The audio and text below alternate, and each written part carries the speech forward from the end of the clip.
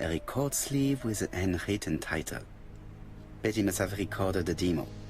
I'd be interested to hear it. So, beim Hinausgehen schauen wir sich noch einmal in den Spiegel.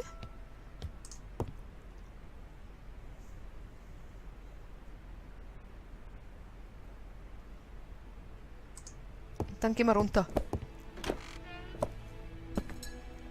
Da haben wir hier den Schallplattenspieler.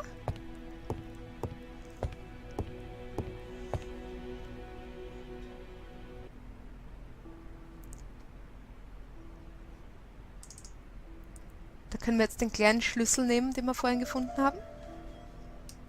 Let us see. What is this cupboard hiding? So, da haben wir jetzt eine Schallplatte, da steht drauf 78T. Den Code brauchen wir gleich auf der Seite.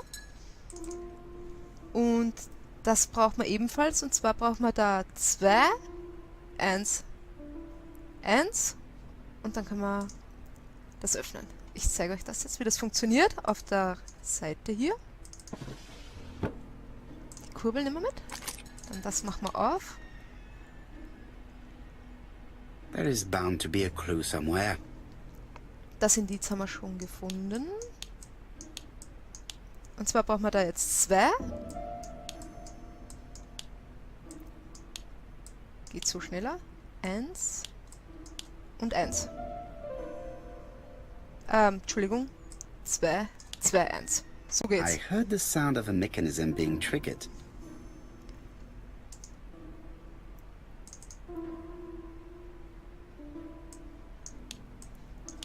Und da haben wir jetzt da, wenn wir auf die Schallplatte nochmal gucken, haben wir 78T.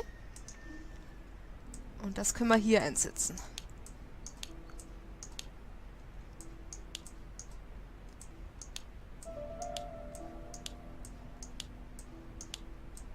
I just have to put the record on the gramophone and start it.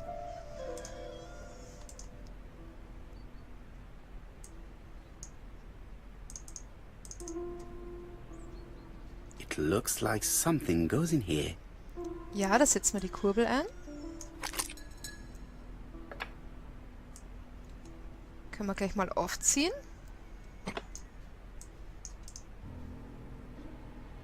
Dann hier einmal kurz nach oben. Dann können wir die Schallplatte einlegen. Wieder nach unten. Und den Knopf hier drücken.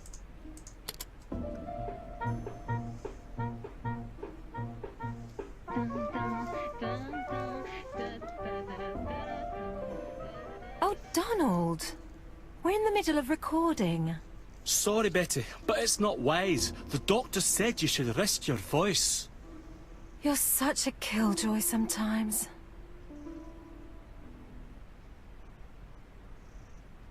Betty was such a good singer. It's true.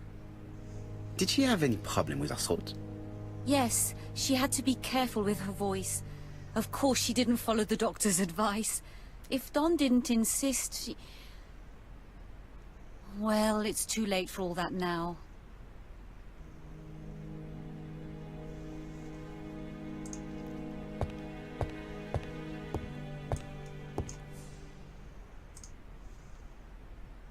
It looks like this woman is single, but she has feelings for someone.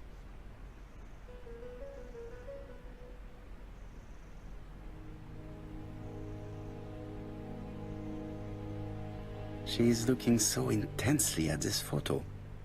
But is it really a sister that she's studying in this manner?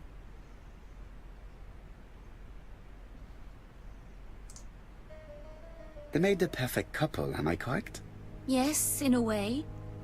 She was pretty and he... Well?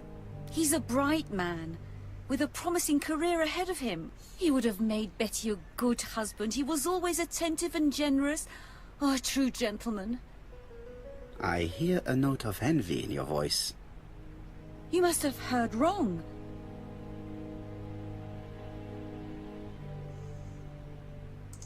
You have not mentioned Donald's jealousy. There's nothing to say.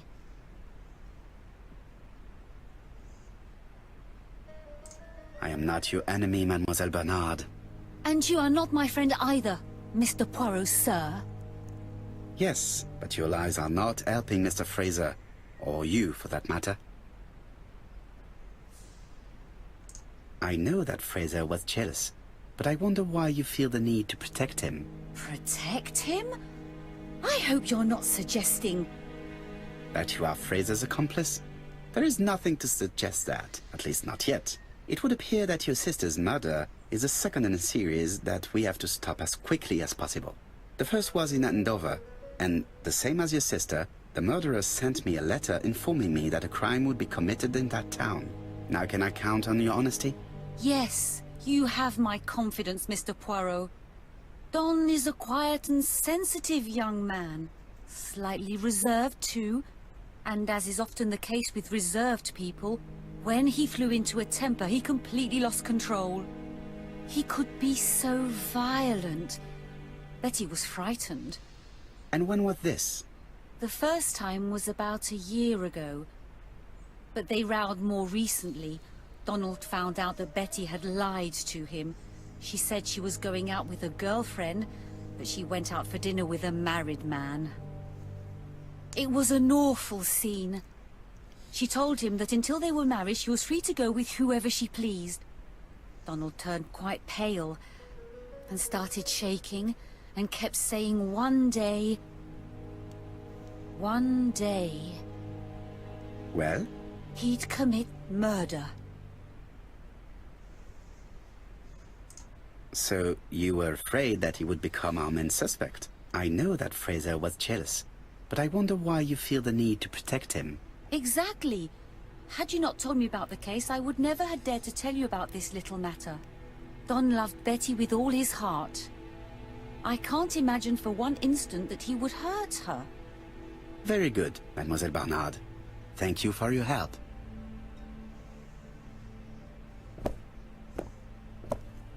Fraser is at the Ginger Cat. The police haven't spoken to him, but they want to. Très bien, Hastings. Let's see him now. Au revoir, mademoiselle. My deepest condolences to your parents. Of course, Mr. Poirot. And don't be too hard on Don. He's more fragile than he looks. If you say so. Let us now try and get our brain cells to work. Was hatte Betty an ihrem Abend vor? Also sie hatte wahrscheinlich eine Verabredung mit jemandem.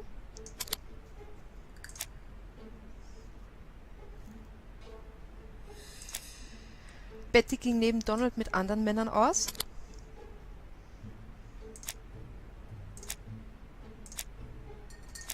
Und Betty hat Donald in Bezug auf ihr Programm des Vorabends angelogen. Kannte Betty ihren Angreifer? Also das Opfer hat Spuren am Hals. Also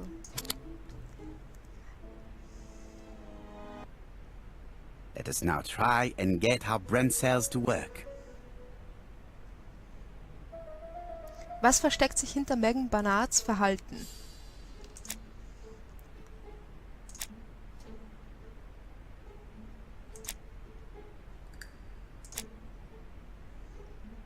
Also Meghan hat sich das Foto von Donald und Betty eingehend angesehen.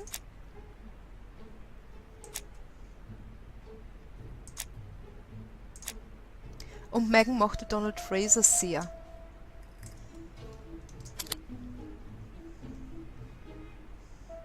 Was hatte Meghan Barnard ein Motiv, um ihre Schwester zu ermorden?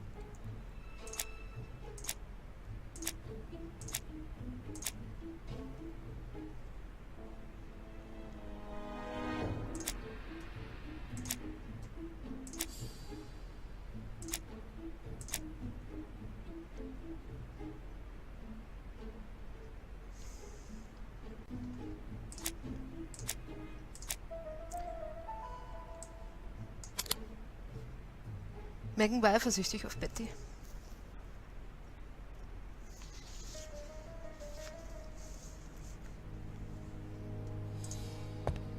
So, dann gehen wir zurück ins Ginger Cat und nehmen uns mal den Donald vor.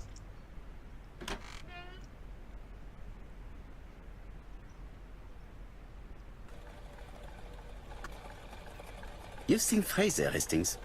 What is your feeling? He's a big chap. Fragile isn't exactly the word that springs to mind. I talked to his landlady before seeing him. She went to bed at 11. Fraser wasn't home yet. Bien.